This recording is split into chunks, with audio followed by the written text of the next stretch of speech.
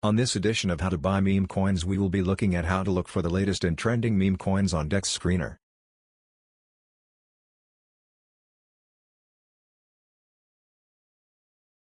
At the top of the screen you can see that you can narrow the search for coins from the time that they were minted and which ones have been trending in the last 5 minutes to 24 hours.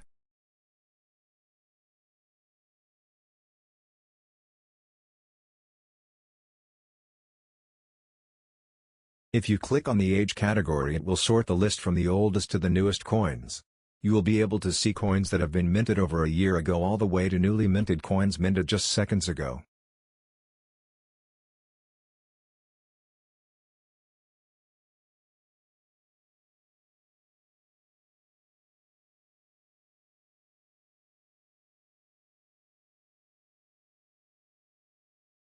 When you want to check out a coin, just click on it and you will see the chart of the coin.